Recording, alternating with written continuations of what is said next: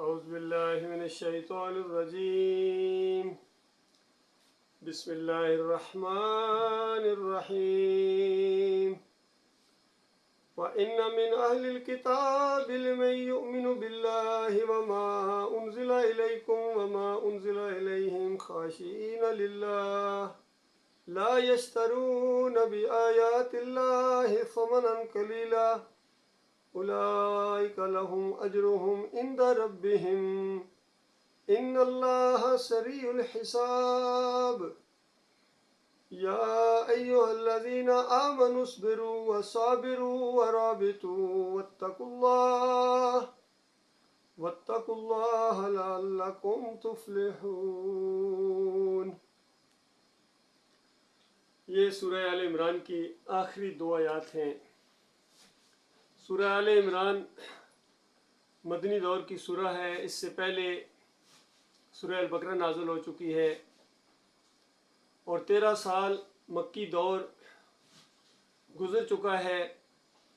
ایک ہی بات ہے جو اللہ کے آخری رسول محمد صلی اللہ علیہ وآلہ وسلم اٹھا رہے ہیں اور ان کے ساتھی بھی اسی کام میں شریک ہو گئے ہیں کہ الہکم الہ واحد لا الہ الا هو الرحمن الرحیم. تمہارا الہ، تمہارا معبود ایک ہے، اس کے ساتھ کسی اور کو شریک نہ ٹھہراؤ. ما لکم من الہ غیرہ، ساتھ ہی کہا جاتا تھا. یہ نہیں کہ صرف اللہ تمہارا معبود ہے اتنی بات بتائی جاتی. جہاں کہیں اس کا ذکر ہے، سورہ ہود کے اندر، سورہ شعراء کے اندر، سورہ المومنون کے اندر، ہر جگہ جہاں بھی یہ بات آئی ہے کہ یا قوم اعبدوا اللہ ما لکم من الہ غیرہ، کہ لوگوں اللہ کی بندگی کرو، وہ تمہارا اکیلا معبود ہے، اس کے علاوہ کوئی اور نہیں ہے. اس طرح رد کیا، شرک کے اوپر چوٹ ماری کہ دیکھیں اس کے ساتھ اگر تم نے کسی اور کو شریک کیا تو پھر تم اللہ کو نہیں مانتے ہو. تو چاہے تمہارے منو اور ٹنوں جتنے دعوے ہوں کہ ہم اللہ کو مانتے ہیں، ہم اللہ کو مانتے ہیں، مالک فرماتا ہے نہیں مانتے ہیں. ہاں اگر اس طرح مانتے ہو وما یؤمن اکثرهم باللہ الا وهم مشرکون، کہ اکثریت اس طرح مانتی ہے کہ ساتھ ساتھ شرک بھی کرتی ہے، ہوتے مشرک ہیں لیکن دعویٰ کرتے ہیں ہم ایمان کا. ایسا ایمان منہ پر دے مارا جائے گا. اور عام انسان کیا ہے، انبیاء کے بارے میں کہا گیا وَلَوْ أَشْرَكُوا لَحَبِطَ عَنْهُمْ مَا كَانُوا يَعْمَلُونَ، اگر یہ بھی شرک کرتے ان کا نامہ مال برباد کر لیا جاتا.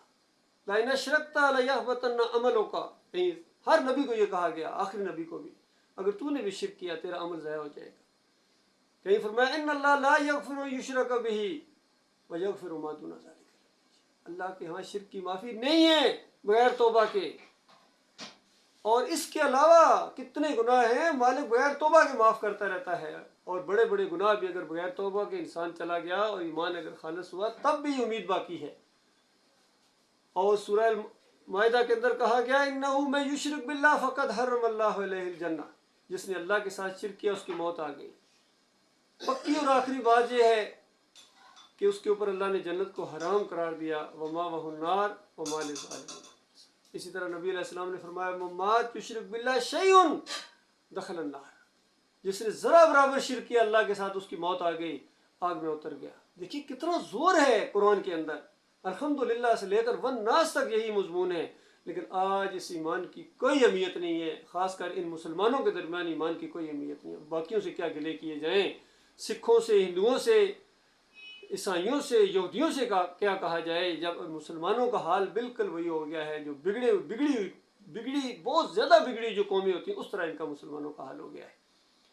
اس آخری رکوع کے اندر ساری بات کو سمیٹتے ہوئے، چونکہ اس سورہ کے اندر اللہ تعالیٰ نے جنگوں کا ذکر کیا ہے، جنگ احد کے اوپر تبصرہ کیا ہے، مسلمانوں کو کافی نقصان پہنچا تھا، 70 شہید ہو گئے تھے. اندازہ لے کوئی گھر ایسا نہیں تھا جس گھر کے اندر کوئی مرد شہید نہ ہوا ہو، اور کتنی تکلیف کا عالم تھا. اس وقت اللہ تعالیٰ نے تبصرہ کیا اور کہا کہ دیکھو یہ تو ایام ہیں جو ہم بدلی کرتے رہتے ہیں، ابھی سال بھی نہیں گزرا ہے کہ ان کے 70 مارے گئے تھے، تو اس کے بعد وہ ہمت نہیں آ رہے ہیں کس طرح دوبارہ پھر حملہ کرنے کے لیے آئے ہیں کافر اور مشرک جن کو آخرت کی گویا کوئی امید بھی نہیں ہے. وہ ہمت نہیں آ رہے. تم مومن ہو کہ اللہ کو ماننے والے، نبی تمہارے اندر موجود، اور آخرت کے تم شوقین، جنتوں کے تم شوق رکھنے والے اور اللہ سے دعائیں مانگنے والے کہ اللہم ارزقنی شہادۃ فی سبیلک، یا اللہ مجھے اپنے راستے میں شہید کر کے براہ راست جنتوں کے اندر داخل کر دے. تو اس کے بعد مالک نے جب ان کی خواہش پوری کی ہے، ان کی دعائیں قبول کی ہیں، یہ تو مالک نے،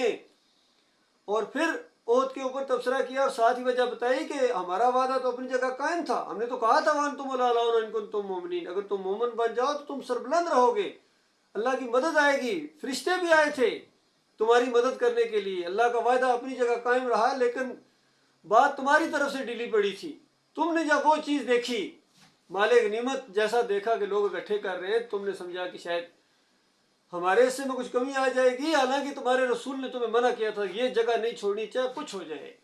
उसके बाद तावील करने के बाद वो जगह छोड़ दी गई और जीती हुई जंग गोया शिकस्त के अंदर तब्दील हो गई, और अल्लाह ने अपनी कुदरत से काफिरों मुशरिकों को वहाँ से बुरे अज़ाइम के बावजूद वापस मालिक ले गया। ये अल्लाह की बहुत बड़ी कुदरत है।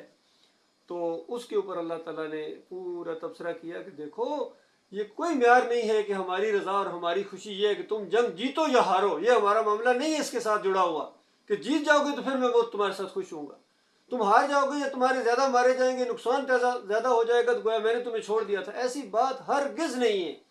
तुम्हारी जीत भी तुम्हारे लिए आजमाइश है, तुम्हारी हार भी तुम्हारे लिए आजमाइश है, और किसी को तकलीफ में दे के किसी को सुख में दे के, यही तो पूरा निज़ाम दुनिया चल रहा है, इसी के ऊपर तुम्हारा इम्तहान हो रहा है। तो यहाँ फिर आके आखिर में तबसरा किया कि देखो इन अहले किताब ने किस तरह ईमान को छोड़ा है और अल्लाह के साथ शरीक ठहराया। हालांकि किसी दौर के अंदर ये भी वही कौम थी जिनको कहा गया था कि अहले किताब बनी इसराइल, हमने पूरे जहान वालों पर तुम्हें फजीलत दी थी। इस तरह फजीलत दी थी ईमान की वजह से।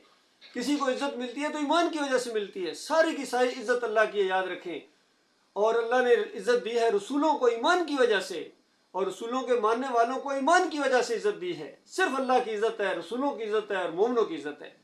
इसके अलावा किसी की कोई इज्जत नहीं है। इस चीज़ को छोड़कर बड़े से बड़ा बादशाह हो, बड़े से बड़ा सेठ हो, बड़े से बड़ा अलामा हो, साइमतदार हो, और जो मर्जी हो, ईमान के बगैर उसकी कोई इज्जत नहीं है अल्लाह के नज़दीक। ना फरिश्तों के दिलों में उसकी इज्जत है, ना मोमिनों के दिलों के अंदर उसकी कोई इज्जत है, बल्कि हर तरह से फटकार पड़ेगी उसके ऊपर जब ये नतीजा सामने आएगा। तो यहाँ बताया कि ये अहले किताब में भी ये सारे ऐसे नहीं हैं, इनके कुछ लोग ऐसे हैं जो अभी तक ईमान खालिस पर कायम हैं।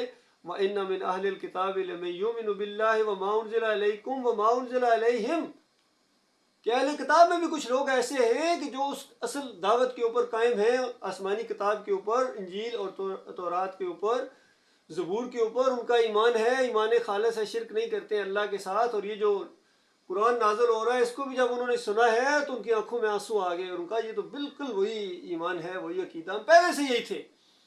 तो उन्होंने इसको माना है, इसके ऊपर भी ईमान लाए हैं और पहली किताब के ऊपर भी ईमान रखते हैं, और खाशीन लिल्लाह, अल्लाह से डरते हैं, अल्लाह से खशियत है, उनके दिलों में अल्लाह की इज्जत है, अल्लाह का वकार है, एक म्यार है उनके दिलों के अंदर। वो खुद मोमिन है चूँकि, तो जब ईमान की दावत उनके सामने आई, आमिनू बिरब्बिकुम, कि अपने रब के ऊपर ईमान ले आओ, तो ये पुकार उनके दिल की गोया आवाज़ थी, वो फ़ौरन ईमान ले आए, और उनके दिलों के अंदर अल्लाह की इज़्ज़त है, खशियत है। और ये सब कुछ क्यों हुआ है, वो चीज़ यहाँ बयान की गई है कि दूसरों के साथ ये क्यों नहीं हुआ है, इनके साथ ये मामला कैसे हो गया। इसकी वजह यह है, ला यश्तरून बिआयातिल्लाहि समनन कलीला, इनके पेट नहीं लगे हुए दीन के साथ, इन्होंने समनन कलीला को इख्तियार नहीं किया है ईमान के बदले में, और ये नहीं बेचा है इन्होंने अपने ईमान को, अपने अकीदे को और तौहीद को समनन कलीला। ये बहुत कलील है। आम तौर पर ये मौलवी लोग फरेब देते हैं, कहते हैं जी अल्लाह ताला कह रहा है कि मेरी आयत पर थोड़ी उजरत ना लो, यानी ज़्यादा लो। इतने फरेबकार अंदाज़ा लगाए, इतनी बड़ी धोखा देते हैं। हालांकि दूसरी जगह पूरी दुनिया वो कलील है, इल्ला मताउल कलील है। पूरी दुनिया भी तुम ले लोगे तनख्वाह के अंदर अजान देने की या नमाज पढ़ाने की या दीन के ऊपर, तो तुमने थोड़े पर राजी होगे, तुमने दुनिया ले ली और तुमने आखिरत को बुला दिया। और ऐसे उलमा जो दुनिया की तरफ झुकते हैं, माल की तरफ उनकी नज़र होती है, उनकी नीयत ही माल कमाना होती है। इस दीन के अंदर आए हैं, उन्होंने मखरज ठीक किए हैं, उन्होंने आयतें याद की हैं, उन्होंने दीनदारी इख्तियार की है, उन्होंने पगड़ी बांधी है, दाढ़ी उन्होंने रखी है, टखने रंगे किए हैं उन्होंने। ये दिखावा है उनका, ये तो जाल है उनका। सही दिल के अंदर उनके ईमान नहीं है, तकवा नहीं है, खशियत नहीं है। तो इस तरह जो दुनिया की तरफ झुके उलमा हों, सूरह अल अराफ के अंदर उनके बारे में कहा कि हमने इनको अपनी आयात का इल्म दिया था, थोड़ा सा सब्र करते अल्लाह ताला इनको बहुत बड़े ऊंचे दर्जा देता जन्नत के अंदर। दुनिया में भी इनकी बहुत बड़ी इज्जत होती है और आखिरत में भी बहुत बड़ी इज्जत होती है इनकी अल्लाह की तरफ से।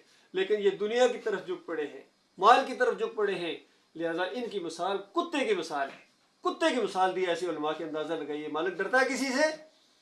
اور سورہ جمعہ کے اندر ایسے علماء کی بڑے پڑھے لکھے ہیں، مالک خود گویا گواہی دے رہا ہے کہ بڑی کتابیں انہوں نے پڑھی ہیں. تو یہ گویا وہ گدھے ہیں جن کے اوپر کتابیں لدی ہوئی ہیں، بڑے ان کے ٹرک جاتے ہیں جب یہ شفٹ کرتے ہیں ان کے گھر ایک دوسری جگہ اگر شفٹ کریں تو بڑے بڑے ٹرک جاتے ہیں، یہ کتابیں ہیں جی، لائبریریاں ان کی بھری ہوئی ہیں، لیکن ایمان نہیں ہے، توحید نہیں ہے، شرک ہے ان کے اندر، دنیا داری ہے ان کے اندر، مال کے اوپر ان کی نظر ہے. تو مالک فرماتا ہے یہ وہ گدھے ہیں جن کے اوپر کتابیں لدی ہوئی ہیں.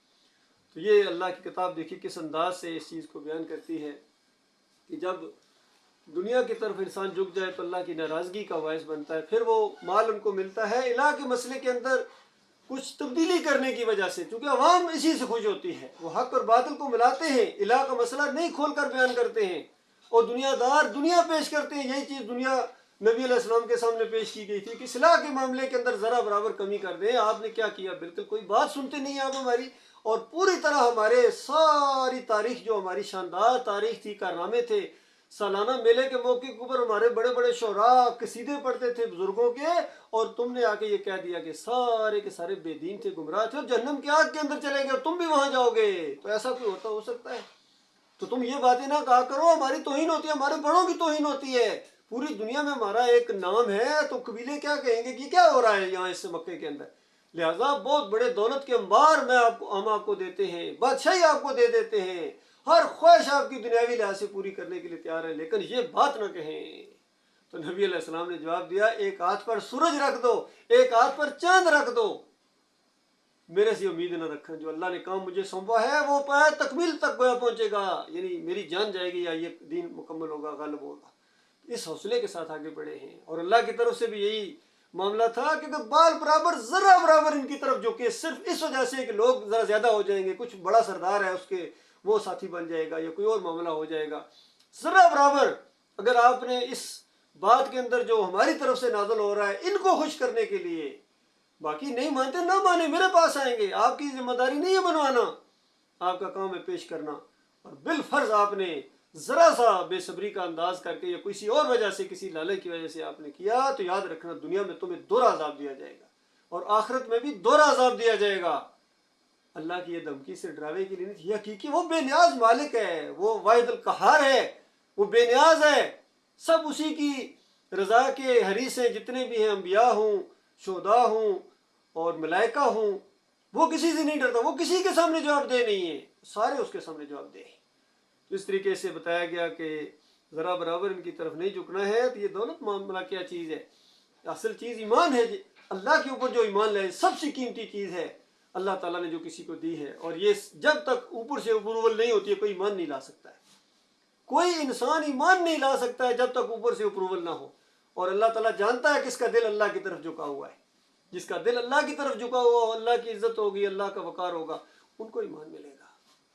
تو یہاں رہا دنیا کا معاملہ، یہ تو اللہ تعالیٰ نے ایسی ڈیزائن کی ہے اس کے اندر جو ہے یہ یعنی انسان خواہشیں اس کی ایسی ہیں کہ یہ کسی جگہ جا کے رکتا نہیں ہے. یہ دنیا بنی ہی نہیں ہے کہ انسان کی ساری خواہشیں اس کے اندر پوری ہو. انسان ہر بندہ اگر آپ غور کریں ذرا سا تو ہر انسان یہاں خواہشوں کے اندر ڈوبا ہوا ہے. وہ بہتر سے بہتر کی تلاش میں ہے، حتیٰ کہ ملک کا بادشاہ بھی ہے تو وہ بھی تھوڑا سا زیادہ کی وہ ہے، تھوڑا سا علاقہ اپنا بڑھا لے، تھوڑی سی اور پراپرٹی بنا لے، تھوڑا سا اور اپنے ملک کو امیر کر لیں، تھوڑا سا اور سٹینڈرڈ اونچا ہو جائے، جی ڈی پی یا پتہ نہیں کیا کہتے ہیں، یہ سب کو تھوڑا سا معیار بلند ہو جائے پوری دنیا کے اندر، پوری دنیا میں ہمارا روب اور دبدبہ ہو جائے. بتاؤ ہو گیا، اس کے بعد کیا ہوگا؟ اس کے بعد بھی آپ نے مرنا ہے. کوئی دنیا میں ایسا نہیں ہے جو ہمیشہ یہاں قائم رہا ہو. ہر بندہ اپنے سے اوپر رینک لینے کے چکر میں ہے، تھوڑا سا ترقی ہو جائے، تھوڑا سا خوشحالی آ جائے، تھوڑا سا اور محنت کر لوں، تھوڑا سا اور آ جائے گا. دنیا کے پیچھے انسان پڑا ہوا ہے، اسٹیٹس کے پیچھے انسان پڑا ہوا ہے. کون ہے جو اللہ کو یاد کرتا ہے، اللہ کے ہاں اپنے نمبر بڑھانے کے لیے آگے بڑھتا ہے؟ تو یہ تو اللہ دیکھ رہا ہے، یہ تو آزمائش کی جگہ ہے. نبی علیہ السلام نے فرمایا انسان 4 حالتوں میں ہے. یہ بڑی قابل غور حدیث ہے اور کئی دفعہ پڑھی ہے، سنی ہے، بیان کی ہے، لیکن آج اس کا جو میرے اوپر اثر ہوا ہے میں اس کو بیان کر رہا ہوں. یعنی 4 حالتوں میں انسان ہے کہ ایک تو وہ انسان ہے جس کو اللہ تعالیٰ نے ایمان بھی دیا ہے، علم دیا ہے اور مال و دولت بھی دی ہے، اور وہ بہت ہی ظاہری بات ہے، علم ہے، سمجھدار ہے، اور اپنا علم بھی صحیح راستے میں استعمال کرتا ہے، اس کے بدلے میں دنیا نہیں لیتا ہے، بلکہ جو دنیا اس کو اللہ نے دی ہے وہ خرچ کرتا ہے جہاں خرچ کرنی چاہیے، اور اللہ کی رضا کے لیے کرتا ہے، کوئی دکھاوا نہیں ہے، کوئی دنیا داری نہیں ہے، اور دائیں بائیں آگے پیچھے ہر جگہ خرچ کرتا ہے۔ تو نبی علیہ السلام نے فرمایا یہ وہ انسان ہے، یعنی اس کیٹیگری کے جتنے انسان ہیں یہ بالکل بلند ترین مقام کے اوپر ہوں گے درجے کے لحاظ سے۔ پھر دوسرا انسان ہے، دوسری کیٹیگری ہے جس کو اللہ تعالیٰ نے علم نہیں دیا ہے لیکن مال بہت دیا ہے۔ علم نہیں دیا ہے، اس کو سمجھ ہی کوئی نہیں کہاں خرچ کرنا ہے، کہاں نہیں کرنا ہے، کہاں اللہ کی رضا ہے، کہاں اللہ کی ناراضگی ہے، اور خرچ کیے جا رہا ہے، علم نہیں ہے چونکہ۔ تو یہ وہ انسان ہے جس کو جو ظاہر بات ہے وہ بہت نیچے درجے میں ہوگا۔ اور دوسرا انسان ہے، یہ اصل میں تیسرا تھا، میں دوسرا بیان کر، دوسرا انسان وہ ہے جس کو اللہ نے علم دیا لیکن مال و دولت نہیں دی۔ اس پہلے انسان کا تھوڑا سا آگے بڑھا رہے، اس کو ایک چیز اس میں کم کر دیں۔ پہلے انسان پہلے کیٹیگری میں کیا تھا؟ علم بھی تھا، مال بھی تھا، اونچے درجے میں پہنچا ہے، اس کے علم نے اس کو اونچے درجے میں پہنچایا ہے۔ دوسرا انسان ہے، اس کے پاس علم ہے، مال نہیں ہے، اور وہ خواہش کرتا ہے اور سوچ رکھتا ہے کہ اگر میرے پاس مال ہوتا نا تو میں بھی اس کی طرح، یہ جو ہے جس طرح کرتا ہے آگے پیچھے خرچ کرتا ہے، میں بھی اسی طرح کرتا۔ تو نبی علیہ السلام نے فرمایا درجے میں یہ دونوں برابر ہیں۔ اب تیسری کیٹیگری ایسی ہے انسان کی کہ علم نہیں دیا ہے، مال بہت دیا ہے، علم نہیں ہے، مال بہت ہے۔ اب اس نے جو ہے علم نہیں ہے، بری جگہوں پر خرچ کرتا ہے، عیاشیوں میں خرچ کرتا ہے، اور یہ بدترین مخلوق ہے، بدترین کیٹیگری ہے۔ اور پھر ایک اور چوتھی کیٹیگری ہے، نہ اس کے پاس علم ہے نہ اس کے پاس مال ہے۔ اب وہ اس مالدار بد کردار کی طرف دیکھ کے کہتا ہے اگر مجھے مال ملا ہوتا نا تو میں نے بھی یہ کرنا تھا۔ تو یہ بھی برے اعمال کے اندر، بدترین حالات کے اندر اس کے ساتھ ہوگا۔ تو دیکھیے نیت کا معاملہ ہے، اصل اللہ کے یہاں نیت چلتی ہے۔ اگر کسی نے اچھی نیت کے ساتھ تھوڑا سا بھی خرچ کیا ہے، اس کے پاس ہے تھوڑا سا، اس نے اللہ کے راستے میں خرچ کر دیا، اور دوسرے کے پاس بہت زیادہ ہے، اس نے تھوڑا سا اس سے زیادہ خرچ کر دیا، لیکن نیت کی وجہ سے یہ والا اس کے درجات سے آگے چلا جائے گا۔ پھر نبی علیہ السلام نے فرمایا، لوگ کہتے ہیں، انسان کہتا ہے میرا مال میرا مال میرا مال، حالانکہ اس کا مال وہ ہے جو اللہ کے راستے میں اس نے خرچ کر دیا، باقی یا تو اسے پہن کے ضائع کر دیا ہے یا کھا لیا ہے۔ انسان کے اپنے اعمال وہ ہیں جو آگے چلے گئے۔ اس لیے دنیا بہت حقیر ہے، جب تک یہ دنیا چھائی رہتی ہے ایمان عقیدہ نہیں اس طریقے سے سمجھ نہیں آ سکتا، اللہ کے راستے میں انسان جہاد نہیں کر سکتا ہے، اللہ کے راستے میں بلند درجات نہیں حاصل کر سکتا ہے۔ اللہ تعالیٰ اس سے پہلے جو کوتاہی ہوئی ہے ہماری، اللہ تعالیٰ ہمیں معاف کرے، مالک صحیح سوچ اور آگے بڑھنے اور ایسے اعمال کے اللہ تعالیٰ توفیق عطا فرمائے جو مالک کو پسند ہے، ہمیں مالک کے ہاں محبوب بنائے، اللہ کے ہاں درجات بلند کرنے کا ایک ذریعہ بنے۔ فرمایا ان اللہ سریع الحساب، اللہ تعالیٰ بہت ہی جلدی حساب لینے والا ہے، بالکل پرفیکٹ حساب لے گا کہ کس نے کس نیت کے ساتھ معاملہ کیا ہے۔ نبی علیہ السلام نے ایک دفعہ ابو ہریرہ رضی اللہ تعالیٰ عنہ کی ران کے اوپر اس طرح ہاتھ مار کے کہا کہ ابو ہریرہ، جہنم کا افتتاح ان 3 سے ہوگا، اور اس میں ایک بہت بڑا عالم دین ہوگا، قاری، حافظ قرآن، نہ جانے کیا کیا القاب دنیا میں اس کو ملے تھے، اور دنیاوی لحاظ سے اس نے دینی کام بھی بہت زیادہ کیا ہے۔ اس سے کو اللہ تعالیٰ اپنی نعمتیں یاد دلائے گا اور کہے گا کہ میں نے تمہارے ساتھ یہ کیا، تو نے آگے سے میرے ساتھ کیا کیا، میرے لیے کیا کیا۔ تو وہ کہے گا کہ یا اللہ میں نے بہت زیادہ یعنی تعلیم دی، لوگوں کو پڑھایا، قرآن پڑھا، سب کچھ۔ اللہ تعالیٰ کی طرف سے جواب دیا جائے گا کذاب، جھوٹے، اور فوراً فرشتے بولیں گے سارے کے سارے کذاب، جھوٹے، یہ تو نے اس لیے کیا تھا کہ لوگ تیری واہ واہ کریں، تالیاں بجائیں، سب کچھ کریں، جو کچھ تو نے ذہن میں رکھا ہوا تھا سب کچھ ہو گیا۔ مالک فرمائے گا میرے سے کہہ لیتا ہے۔ دوسرا ایک بہت بڑا سخی ہوگا، بڑی دولت خرچ کی ہوگی، دائیں بائیں آگے پیچھے ہر جگہ اس نے خرچ کرنے کا کوئی موقع نہیں چھوڑا ہے، اور اس طریقے سے اس کو بھی اللہ تعالیٰ اپنی نعمتیں یاد دلائے گا، اور وہ آگے سے جواب دے گا یا اللہ میں نے دیکھے کیا کچھ کیا ہے۔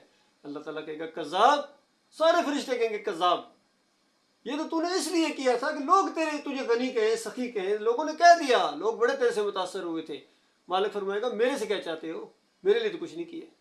اسی طرح ایک بہت بڑا شہید، اس نے تو جان دے دی، اور اس کو بھی اسی طرح اللہ تعالیٰ اپنی نعمتیں یاد دلائے گا اور کہے گا تو نے کیا کیا، وہ کہے گا یا اللہ میں نے تو اتنا تیری خاطر جہاد کیا، جنگیں لڑی، میں نے جان دے دی۔ مالک فرمائے گا کذاب، سارے فرشتے کہیں گے کذاب، یہ تو تو نے اس لیے کیا، تمہاری نیت یہ ہوتی تھی کہ لوگ کہیں بڑا بہادر ہے، بڑا جرت والا ہے، بڑی بہادری سے لڑتا ہے، آگے آگے لڑتا ہے، ڈرتا ہی نہیں کسی سے۔ تو اس انداز سے اس لوگوں نے کہہ دیا، اب میرے سے کیا چاہتے ہو؟ ان تینوں سے جہنم کا افتتاح کیا جائے گا۔ اللہ کے بندو، اللہ تعالیٰ اپنی پناہ میں رکھے، مالک خلوص ہمارے اندر پیدا کرے۔ اور سب سے زیادہ ڈر اسی چیز سے لگتا ہے، ایک مومن کو لگنا چاہیے کہ کہیں جو خلوص ہے وہ آہستہ آہستہ ریاکاری کے اندر اور دکھاوے کے اندر نہ آ جائے۔ انسان کچھ ایسے اعمال ضرور کرے، اپنا معاملہ اللہ کے ساتھ درست کر لے آج دنیا میں، کیونکہ مرنے کے بعد یہ نہیں حاصل ہو سکے گا۔ دنیا میں جب تک زندہ ہے توبہ استغفار کر لے، اور پچھلے گناہوں سے، جو پچھلی کسی سوچ سے یا پچھلی کسی ایسے عمل سے جو یعنی ایسا لگتا ہے کہ یعنی نافرمانی ہوئی ہے اللہ تعالیٰ کی، گناہ گاری ہوئی ہے، اللہ تعالیٰ سارے گناہوں کو معاف کرے۔ اللہم اغفر لی ذنبی کلہ دکہ و جلہ اولہ و آخر و علانیۃ و سر۔ اس طرح دعائیں نبی علیہ السلام آنا کرتے تھے، دعائیں سکھاتے تھے۔ کس طرح دعائیں مانگو؟ ابو بکر صدیق کو کہا کہ اس طرح دعا مانگا کرو، اللہ انی ظلمت نفسی ظلما کثیرا ولا یغفر الذنوب الا انت، کہ یا اللہ میرے سے بڑے بڑے ایسے گناہ ہو گئے ہیں۔ انسان ظاہر بات جتنا اوپر جاتا جاتا ہے، درجات کی اس کی بلندی ہوتی ہے، پھر چھوٹے چھوٹے گناہ بھی اس کو بہت بڑے بڑے نظر آتے ہیں کہ مالک کی کیوں نافرمانی ہوئی ہے، میرا مالک تو مجھے میرے اوپر اتنا مہربان، اور میں نے فلاں موقع کے اوپر اتنی کمزوری دکھائی۔ تو اس طرح وہ بھی گناہ محسوس ہوتے ہیں۔ پھر معاذ بن جبل کو کہا کہ اے معاذ، مجھے تم سے محبت ہے، اس وجہ سے تمہیں میں بتا رہا ہوں یہ بات۔ دیکھیے نبی علیہ السلام کا معیار دیکھیں کہ مجھے تم سے محبت ہے، اس لیے یہ بات تمہیں بتا رہا ہوں کہ کوئی تمہاری صلات ایسی نہیں ہونی چاہیے، یعنی سلام پھیرنے سے پہلے تمہاری آخری دعا گویا یہی ہونی چاہیے، اللہم انی علی ذکرک و شکرک و حسن عبادتک، یا اللہ میری مدد فرما۔ اسی طرح کا انداز ہے جس طرح ایاک نعبد و ایاک نستعین، اے اللہ ہم تیری عبادت کرتے ہیں، یا اللہ تجھ سے مدد مانگتے ہیں، یعنی اپنی عبادت کرنے میں بھی ہماری مدد فرما۔ اس طرح مومن کا ذہن ہوتا ہے۔ اور یہاں بتایا یا اللہ میری مدد فرما کہ میں تیرا اچھے طریقے سے ذکر کروں، تیرا اچھے طریقے سے میں شکر کروں، اور میں اچھے طریقے سے تیری عبادت کروں۔ تو مالک سنتا ہے دعاؤں کو، وہ خود کہتا ہے میرے بندو مجھے پکارو۔ تو جب ہر چیز اللہ کی طرف پھیری جائے کہ جس طرح ہدایت اللہ نے دی ہے، ہمیں پیدا اللہ نے کیا ہے، ہمیں ایمان اللہ تعالیٰ نے دیا ہے، ہماری رہنمائی وہی فرما رہا ہے، ہمیں سیدھے راستے کی طرف وہی چلا رہا ہے، اور تاکہ اس راستے میں اگر کوئی صبر کر رہے ہیں تو یہ اسی کی وجہ سے، اگر وہ صبر کی توفیق نہ دیتا تو ہم یہ صبر بھی نہیں کر سکتے تھے۔ کتنے ہیں آئے ہیں اس راستے کے اندر، پیچھے ہٹ گئے، مرتد ہو گئے۔ یہ وہ راستہ ایمان خالص کا راستہ ہے جو جم جانے والوں کے لیے خوشخبریاں ہیں۔ اور آخری آیت میں فرمایا یا ایھا الذین آمنوا اصبروا وصابروا ورابطوا، یہ صبر کا معاملہ ہے، یہ بے صبرہ اس میدان کے اندر نہیں ٹھہر سکتا ہے۔ صبر کا معاملہ، ایمان کی طرف آنا، سب سے پہلے تو اپنے قریبی رشتہ دار، برادری، دوست، پرانے ایک دم بفر کے سامنے آئیں گے، اس طرح تانے دیں گے، سخت سست کہیں گے، نالائق کہیں گے، بیوقوف کہیں گے، دیوانہ کہیں گے، ایسی ذہنی اذیت، آپ کو صبر کرنا پڑے گا۔ پھر اس کے بعد دنیاوی لحاظ سے بھی ہر اینگل سے کوئی نہ کوئی مشکل مصیبت آئے، تاکہ علاقے سے بھی نکال دیا جائے تب بھی کوئی مسئلہ نہیں ہے، ساری مصیبتوں کو، اور آخر میں قتال تک معاملہ جائے تو اللہ کا شکر ادا کرو۔ ہر جگہ آپ نے صبر کرنا ہے اور جمے رہنا ہے، اور اپنی ایمان عقیدے کو نہیں چھوڑنا ہے، اپنے مشن کو نہیں چھوڑنا ہے، پیچھے نہیں ہٹنا ہے۔ سوال ہی پیدا نہیں ہوتا، یہ ایمان کی دعوت اٹھائی ہے، عقیدے کی جنگ چھیڑی ہے، برابر قائم رہے گی انشاءاللہ، دنیا کی کوئی طاقت اس کو نہ روکے، چاہے آپ اکیلے رہ جائیں تب بھی آپ نے یہ کام کرنا ہے، آخری سانس تک یہی کام کرنا ہے۔ یہ نہیں کہ باقیوں نے چھوڑ دیا جب میں بھی کیا کروں، اس سے میرے ایک ٹھیک ہونے سے کیا ہوتا ہے، نہیں، آپ اپنا کام کریں، آپ اپنے ذمہ دار ہیں، اور کل آپ کے سامنے یہ نتیجہ نکلنے والا ہے۔ آج اگر دین کا کام نہیں کرتے ہو تو خود اپنے ساتھ زیادتی کر رہے ہو، اور اگر دین کا کام کرتے ہو تو اپنے اوپر احسان کر رہے ہو، اللہ کے اوپر کوئی احسان نہیں کر رہے ہو، نہ جماعت کے اوپر احسان کر رہے ہو، نہ کسی مومن کے اوپر احسان کر، اپنی جان کے اوپر احسان کر رہے ہو۔ اور پھر اللہ نے تمہیں توفیق دی ہے، اللہ کا شکر ادا کرو کہ اللہ نے تمہاری سوچ یہ بنائی ہے۔ تو اس انداز سے اللہ تعالیٰ نے پوری طرح ایک ایک بات کو کھول کے بیان کیا کہ بالکل کام نہیں چھوڑنا ہے، جمے رہنا ہے۔ اور جہاد تو ہوتا ہی وہی ہے کہ جب آپ ایمان عقیدے کی بات کریں تو جو مخالفتیں ہوں گی، ان مخالفتوں کا جو آپ مقابلہ کریں گے ڈٹ کر، اس کو جہاد کہتے ہیں۔ فرمایا واتقوا اللہ، دیکھنا اس معاملے میں اللہ سے ڈرنا، یہ کوئی آپ سے درخواست نہیں کی جا رہی ہے، یا کوئی آپ سے یہ نہیں ہے کہ اللہ کو کچھ پریشانی ہے اس وجہ سے، نہ، واتقوا اللہ، یہ حکم ہے اللہ تعالیٰ کا۔ وصبر، اور اللہ حکم دے رہا ہے ایک جگہ نبی علیہ السلام کو، صبر کرو، یہ حکم دیا جا رہا ہے صبر کرو، اور یہ صبر اللہ کی توفیق سے ہے۔ یہاں بتایا واتقوا اللہ، اللہ سے ڈرو۔ یہ جو توحید کی بات، ایمان کی بات، اللہ کی بات، قرآن کی بات تمہارے سامنے آتی ہے، تمہارا دل کانپ جانا چاہیے۔ اگر دین کی طالب علم نہیں پورے کر رہے ہو ابھی تک، اور معیار وہ نہیں ہے جو ایک مومن کا معیار ہونا چاہیے، تو اس کے معاملے میں اللہ سے ڈرو کیونکہ اللہ تعالیٰ سخت سزا دینے والا ہے، اور اللہ سے ڈر کر اگر اس راستے میں قدم ڈالو گے تو اپنے مالک اور خالق کے اوپر پورا اعتماد رکھو۔ دیکھو دنیاوی معاملات میں ہمیں کتنا اعتماد ہوتا ہے، ذرا سا کوئی آدمی کہ کسی چیز کی ذمہ داری لے لے کہ میری یہ کمٹمنٹ ہے، میں اس کی وہ کرتا ہوں، اور کوئی کمپنی تھوڑا سا ایک پیکج دے دے یا کنٹریکٹ ہو جائے، کس قدر انسان خوش ہو جاتا ہے اور کس قدر اس اعتماد ہوتا ہے، دوسروں کو بھی بتاتا ہے۔ لیکن مالک یہاں فرماتا ہے اللہ سے ڈرو لعلکم تفلحون، لعلکم تفلحون، یقیناً تم یہ نہیں کام ہو سکتا ہے۔ یہ انداز ہوتا ہے مالک کا، گویا خوشخبری ہوتی ہے کہ یہ کرو گے تو لازمی تمہاری فلاح ہوگی، کامیابی ہو جائے گی تمہیں۔ اللہ تعالیٰ ہمیں ایمان خالص کے اوپر جم جانے کی توفیق عطا فرمایا۔ آج کفر و شرک کے اس ماحول کے اندر، گمراہی کے اندر، جہاں پوری زمین کے اوپر اللہ کی نافرمانی ہو رہی ہے، اللہ کو گالیاں دی جا رہی، کوئی ملک ایسا نہیں، ایک انچ زمین ایسی نہیں جہاں اللہ کا دین نافذ ہو، کوئی ایک جماعت ایسی نہیں ہے جو ایمان خالص کے اوپر ہو، توحید کے اوپر ہو۔ یہ چند لوگ ہیں جو اس ایمان کے اوپر ڈٹے ہوئے ہیں اور لوگوں کو ایمان کی طرف لاتے ہیں۔ اکثریت ان کے پاس ٹائم بھی نہیں ہے، بات سننے کے لیے ٹائم نہیں ہے، ہر چیز کے لیے اکٹھا ہوتے ہیں، میٹنگ کرتے ہیں، مشورے کرتے ہیں، اصلاح کرتے ہیں، لیکن اللہ کے دین کے لیے کوئی آگے بڑھنے کے لیے تیار نہیں ہے، الا یہ کہ اللہ تعالیٰ کسی کو توفیق عطا فرمائے۔ اور دنیا کے رینکس کے لیے تھوڑی سی کتنی کتابیں پڑھنا پڑتی ہے، کتنی محنت کرنا پڑتی ہے، رات کے 2-2-3 بجے فخر سے میں بڑی محنت کی ہے۔ یہ جو مقابلے کے امتحان ہوتے ہیں بڑے رینک کے لیے، کیا آخر کے آخر پھر مرنا؟ اس طرف ہو صحیح جگہ، اگر صحیح معنوں میں عقل مند ہو اور لذتوں کے شوقین ہو، اچھے کپڑے، اچھے خوشبوئیں، اچھے کھانے، اچھے مشروبات، اور اچھا رہن سہن، اچھے محلات، اچھی بیویوں کی شوق اگر، اور ہمیشہ کی جوانی، ہمیشہ کی صحت کا اگر آپ کو ذرا بھی شوق ہے دل کے اندر، تو آج موقع ہے، سانس لینے سے پہلے ایک دفعہ مصمم ارادہ کر دو، اپنے عزائم کو مضبوط کرو اور پھر اس راستے میں اپنا قدم ڈال دو۔ اور اگر یہ فیصلہ کیے بغیر، اس راستے میں قدم ڈالے بغیر موت آ گئی تو پھر معاملہ ختم ہو گیا، پھر دوبارہ کبھی موقع نہیں ملے گا، حسرت ہوگی، حسرت ہوگی، وہ کبھی پوری نہیں ہوگی۔ اللہ تعالیٰ ایسے حسرت سے، ایسے نقصان سے اللہ تعالیٰ اپنی پناہ رکھے۔ وقول قولی ھذا استغفر اللہ لی ولکم ولسائر المسلمین۔